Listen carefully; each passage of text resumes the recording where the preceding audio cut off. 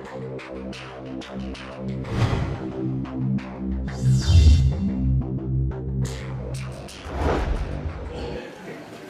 that, 99, I went and I told my dad it was time for me to go. But before I told him it was time for me to go, I remember I'd built a church half this size with logs, a log cabin church. Put nice asbestos sheeting, new ones. Put electricity in that place. That was my HQ in Segesh Tungis. And my dad used to call it cathedral. I was the only pastor in our church that had built a church without the help of my father in the national office. I'm speaking to somebody right now. So when we appoint you to be a pastor wherever, don't ask for help from here. We know indeed your code when you build it there by yourself. That's for free, I said. We're talking about having your mountain, right? So I remember one day he came to my cathedral. Log cabin church. And then he comes in and he says, after that is the only time he came. For 3 years I was pastoring here. He only came to minister in my church one. But you'll be said he's in St. Mary's church, he's in Zengeza church, he's all over churches, he's traveling to all those churches. And one day I had the guts to ask him, but Dad, why is it every time you don't come to my church, but I hear that we're just next door having church? He says, son, I don't come to you because I know that what I want in my vision is being fulfilled. That's for free. I go to all those other churches every now and again because they are not fulfilling my vision. That's for free. And you, I don't come to you because what I would have done is what you are doing. Yeah. All right. Amen. Okay. I surrender in government. Chaitanya leadership.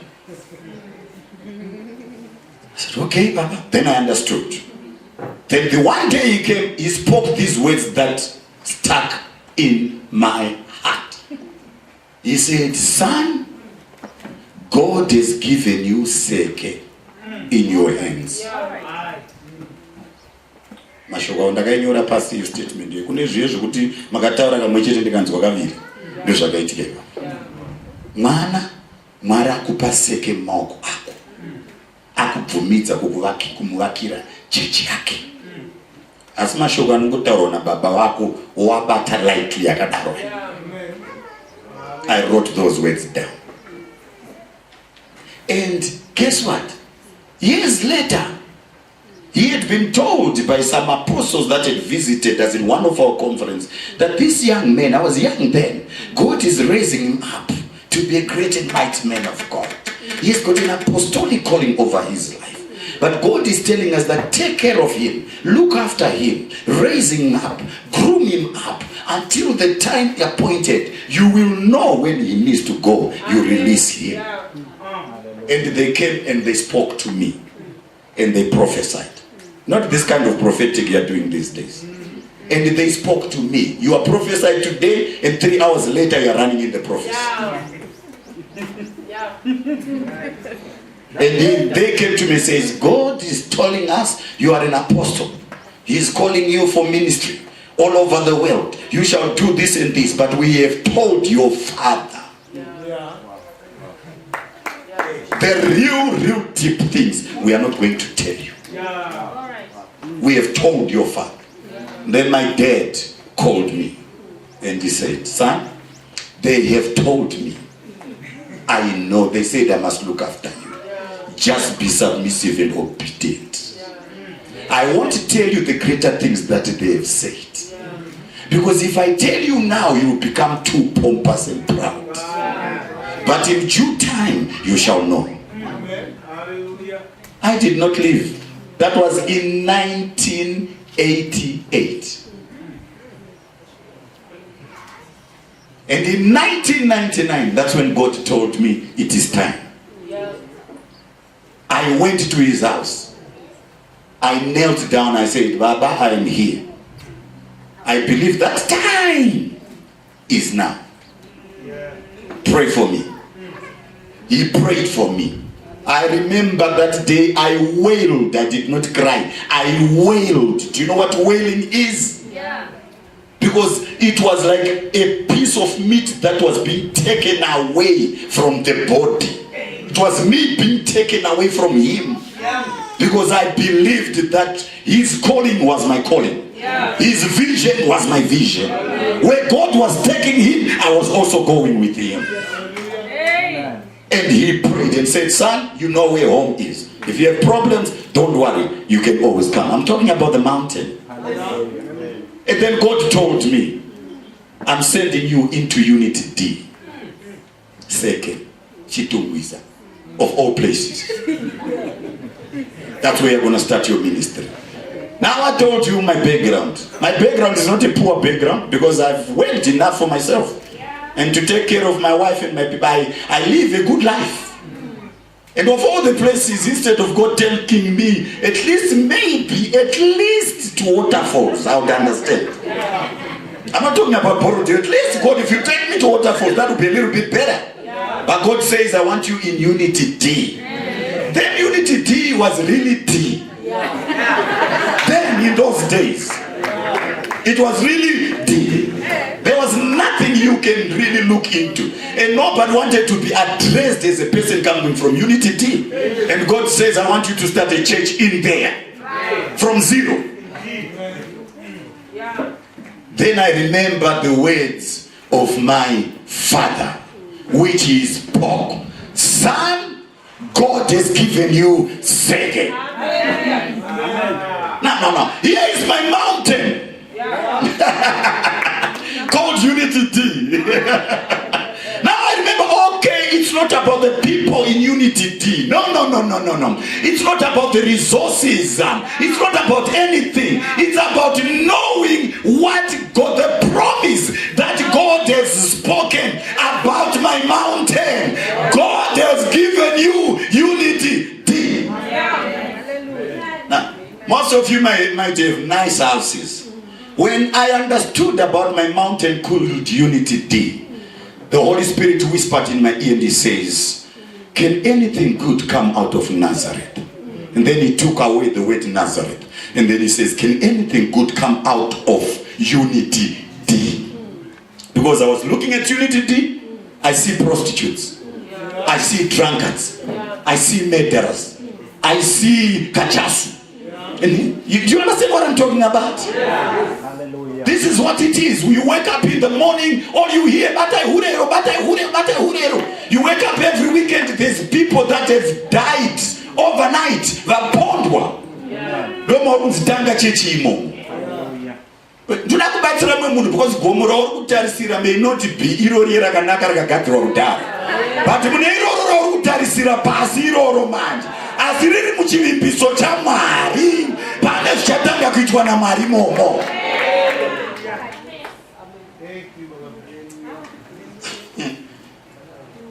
So in Unity D, I started believing. We didn't have land. Takatanga kupindira chechi pamba vanhu vawanda vatanopindira muchihoro chezanu PF. Ndokatanga kutarisirwa nguva on Sunday takuparidza ndipo vakuda kuita sangano yavo. But he gomora ndapiwa rechivimbiso mwana maraku paseke ndapiwa God has given me my mountain from the prophetic word of his servants. But I'm looking down upon the mountain. It's possible you may be given kasangano kaneta kasina chegumi kana kasina offering, so but you look down upon it. But what you need to get hold of is, as God spoken a word through his servant, for my heart.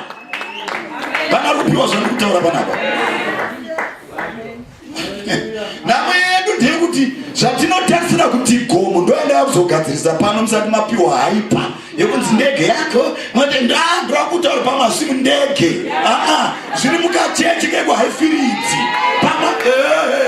pamazvisi kumukomana mirionea kamukomana kekurizevha kana mombe 2 pati dzichabereka dzigoita 100 uri kunipiwa mushe auziye gomo iwewe rauri kutarisa nderako.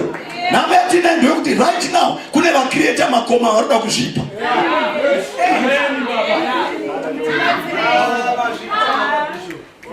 Don't have church in Muslim. So that to parents, give me that mountain. Kuna mala to create is so. In this stage, yangu ya kutanga, yeye mapranga. Yaiti kuseni unotora mapango, muchira makomba pakapa kewaritsi. Muisa mapango. Mwerwera zimwe maprango mugadra zima paleti zima pranga. Muwadza pamsoro. Ndio eva stage yangu ya kutanga. But patakataura nyaya kuti take this mountain, take your mountain. Mumarkona stage, amtoti mangwana amengana yo iyo. Yeti pame mararu kuti tanga kumapranga. But one day your mountain shall be bigger than that. Lawo kubatira idzumbre mwe. Osikuno bandira kuzvinhu zvamusina kugadzirirwa. Amen. Muna ane stage yoga mfunzo kuti wakazosvika sei pagomo rako restage. Ane nyaya. Ndaita dzekukumbira dzevanhu.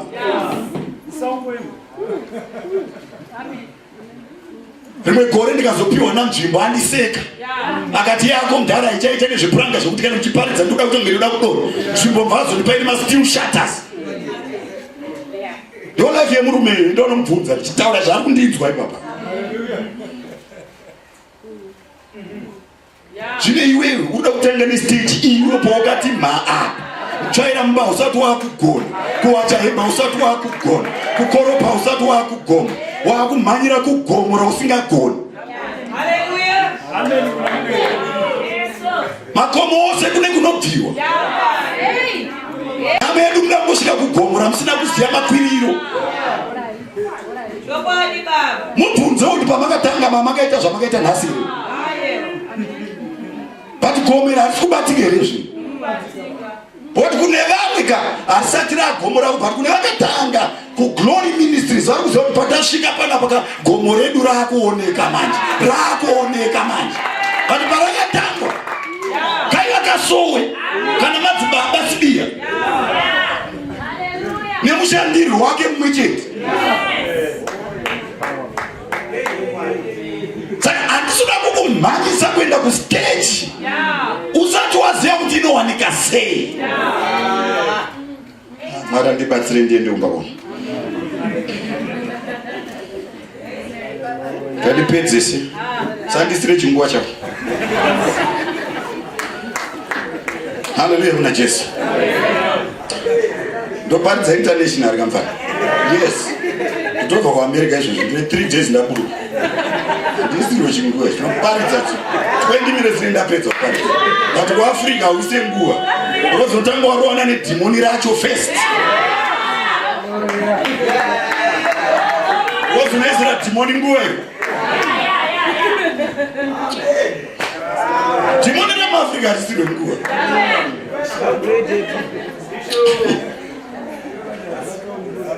Ukandisira nguva panapa manje ndokusiya wakadaro. Uri mumhepo wakangoyangana uchiti give me that mountain, give me that mountain. 30 years usina kana gomo rawina. Wazaziva kuti rinobviwa kupi, rinobatwa sei, unosvika sei kwari. Rekandibati nyaya yangu ndipedze ndiende kumba kwangu. Nevertheless, my brethren who went up with me made the heart of the people melt.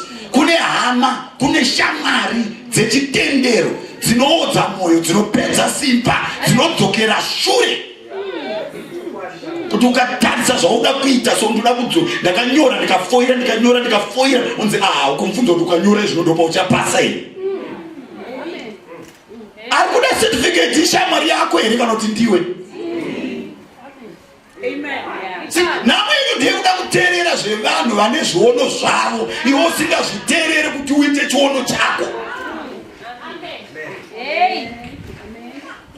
Ndikuona kuti ndikawanza chirungu unorasika. But for the benefit of our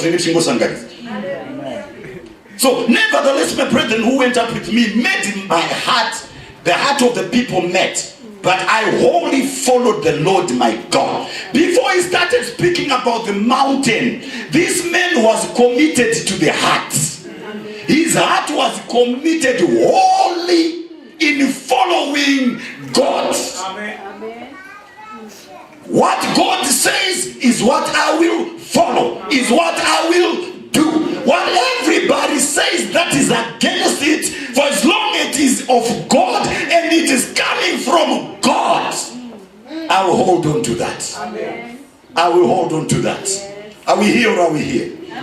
Okay, so quickly as we go, the Bible says here, so it says, so Moses swore on that day, this is the servant of God saying, surely the land where your foot has trodden shall be your inheritance and your children's forever.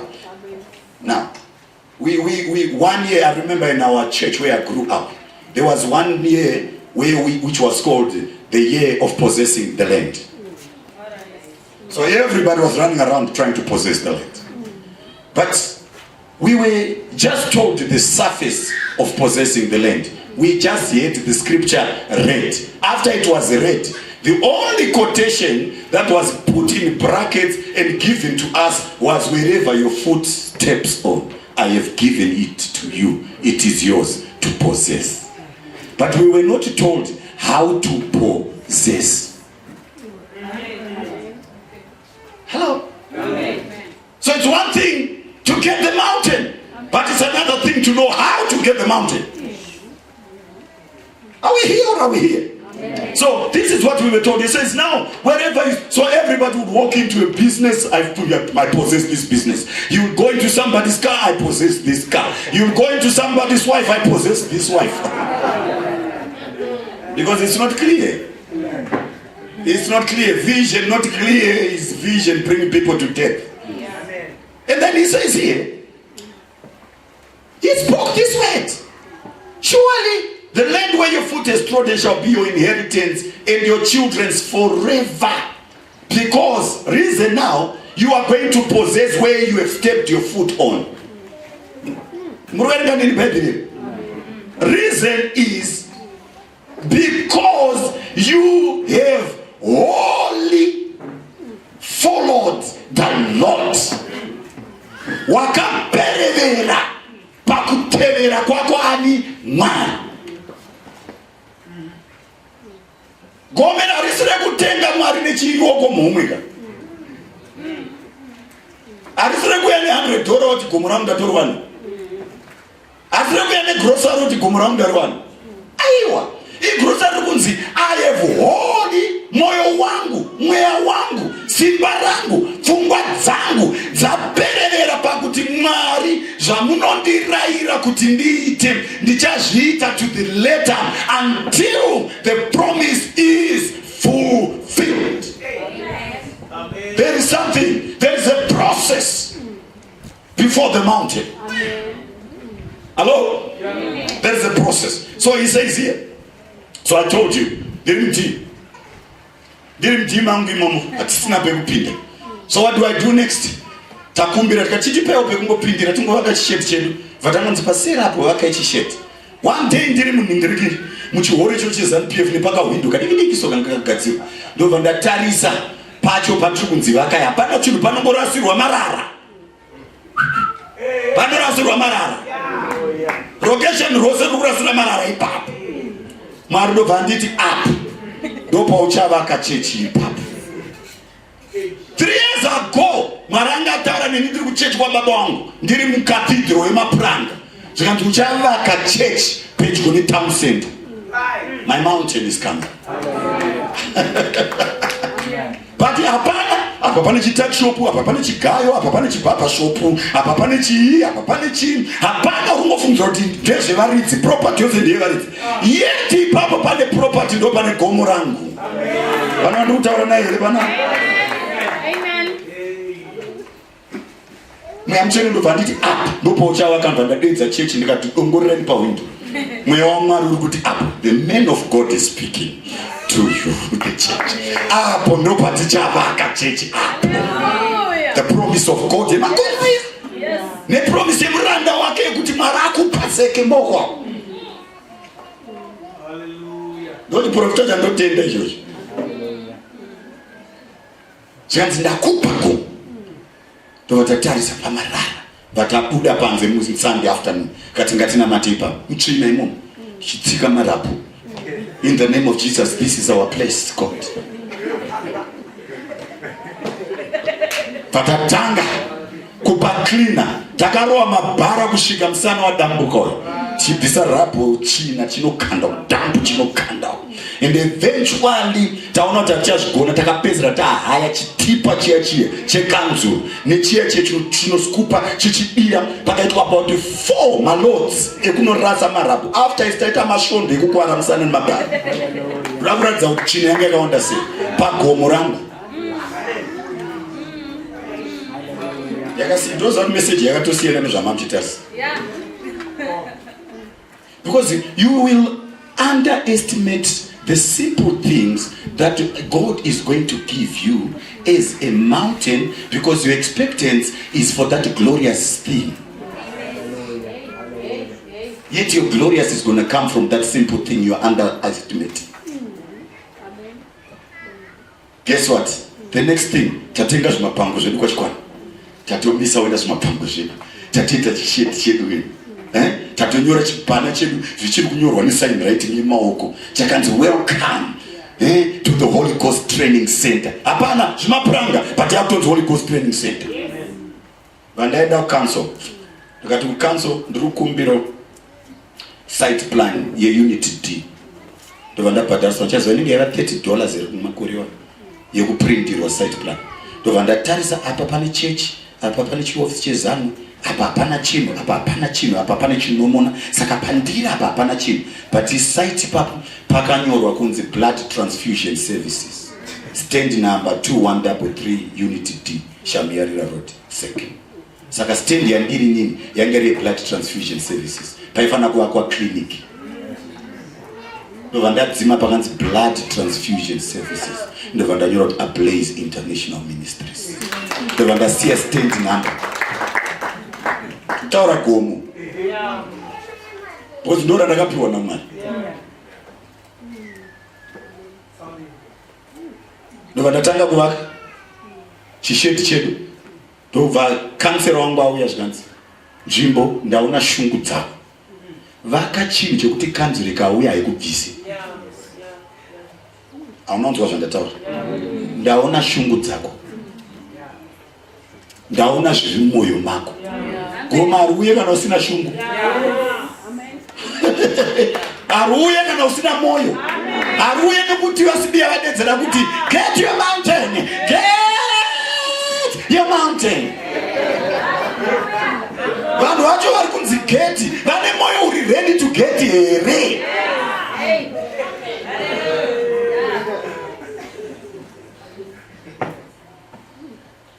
Vandachivaka chijurawo chechi, vandachiplasta vanhu vanga singatokuziva kuti jurawo. Vandatose vanoaplya magetsi zesa using stand number 2132. Vandaisirwa magetsi. Vandaaplya foni, vandaisirwa mafoni. Gomo rangu rakutobuda.